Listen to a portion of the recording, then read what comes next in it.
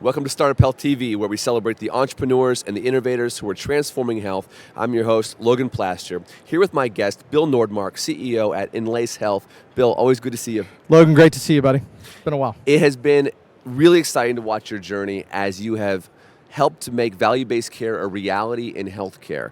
A lot of people talk about it. You guys have raised the funds, have scaled, and have built a company that's really doing it. So let's just educate our audience on the work you're doing today. Well, Logan, thanks for having me here. Always appreciate being with Startup Health. We're doing a lot of great stuff. We were here a year ago probably updating about what was going on in value-based care, two different areas of the business. Payer side programs are starting to take hold. We boast now the two largest value-based programs and bundles. One on the East Coast and Blues plans, one on the West Coast. Can you break that down for us a little bit? Yeah, so Blue Cross North Carolina doing a lot of great stuff in prospective bundle programs in the ortho space. Blue Shield California doing a lot of great stuff in a lot of different bundle programs. So the episodes are starting to take hold. But one of the things we're seeing is what's going to happen with specialty care and value-based care. So there's a lot going on in the risk-based primary care, ACO, MA space. Primary care physicians don't control majority of cost. Okay. So 70% of cost in that space is controlled by specialists. Got it. And so we're seeing a lot of potential innovation coming in more of the risk-based specialty care space. So even if you create a value-based model around primary care, you've still got this big swath. You've got 70% of the costs that you manage that are not under your control. Okay. And it's going to be interesting over the next 18 months what happens in that space. What's your strategy there? So we are taking the same platform that we've been using in the payer space around both episodes and managing specialty programs and offering it to the risk-based primary care and ACO space to plug into specialists and determine who their best-in-class providers are, putting those best-in-class providers in aligned risk relationships, and ultimately driving better outcomes for patients in the program. And it's getting pretty interesting. I mean, the 70% that they control is big. When you say getting pretty interesting, what do you mean? Well, so ACO REACH, for example, has to be in place by 2030. Explain what that means to the audience. ACO REACH means that organizations that are at risk in an ACO or in the ACO REACH program are going to be moving to total risk. So if you're an ACO in level 3, phase 3 or phase 4, you're going to be totally capitated. So you control all the costs, right? Okay. And so these organizations are starting to realize that if I'm not managing 70% of that cost and I'm now in a global cap arrangement, I better start managing that cost. And so a lot of folks are chasing that, and a lot of the specialty providers are starting to realize what this value-based care model in primary care has been, and the role they can play in value-based care risk and specialty. Give me an example of maybe a leading sort of specialty care group that you really need to get a handle on, like where costs are a real so issue. If you look at an MA space, ACO space, 65% of the spend is in MSK, cardiology, oncology, and GI. Okay. So if you take MSK, for example, 35% of the spend is in MSK. Okay. So connecting around joint replacements, connecting around managing specialty care in MSK, connecting around leakage, improving the diagnosis. I mean, we've all seen the story around, go into your primary care physician, you got knee pain, you need to go see an orthopedist. It's 6 to 7 weeks to 3 months to go see them. That's not working, right? Okay. And so those dynamics are going to shift pretty heavily.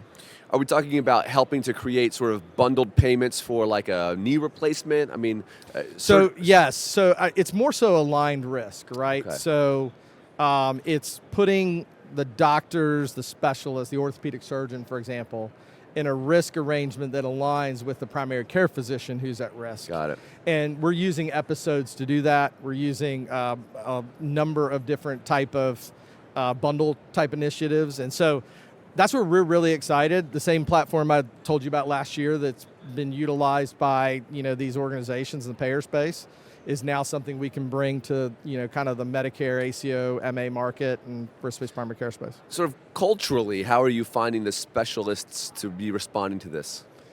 So it's interesting. A lot of them say, I'll do it if you steer volume to me. Yeah. And then what I ask them is, if you needed more volume, why do you have like 6 to 7 week waits to see people, right?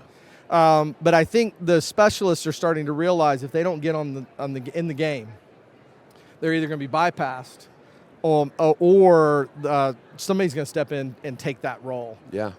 And so I think the specialists that are forward thinking, that understand. For example, I spoke to a orthopedic practice in the Atlanta area the other day, and they're looking at an osteoarthritis program. They manage that. Primary care physicians don't manage that, and starting to think about, okay, well, if we're truly managing that, how do we get compensated for that in a value-based arrangement? Like, that's new thinking. They weren't thinking about that 12 months ago, let's say. Is this like a major power shift, and is that part of what's challenging here? Where who holds the power? Yes, I think there's going to be a big power shift. So one of two things is going to happen. Either the ACO primary care space is going to realize we don't control this cost, so we got to start building programs that do. Yeah. Or I think own it internally.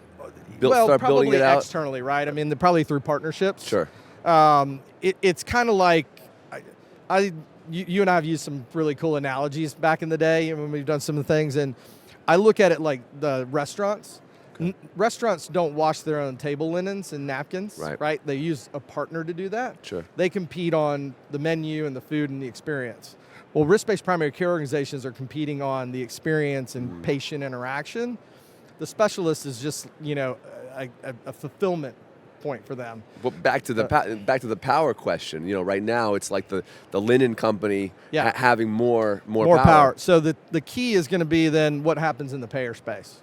So if I'm attributed lives to a primary care organization, and I'm a payer and they're not managing the cost, well, why wouldn't I go direct to the specialist, right? Yeah. And so it's going to be a power shift. We'll see what happens. Yeah. It's going to be interesting. Are you seeing macro? I mean, we've been talking about value-based care for so long. It's like, hey, when's it going to really take hold at this macro level? You're talking about some sort of specific applications of it.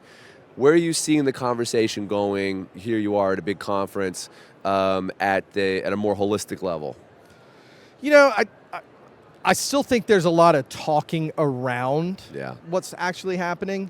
Some people need to make some big plays, right? Yeah. Some people need to make some changes. The question is who's going to make those.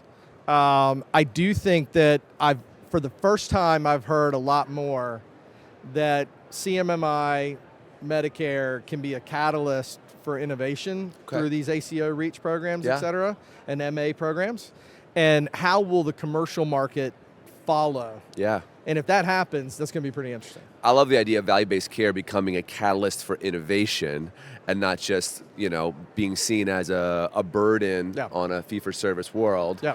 And I think you guys are leading the charge on that. So Bill, I appreciate that. We're excited to be here, and thanks as always. Yeah, awesome. Thanks for the update. Absolutely.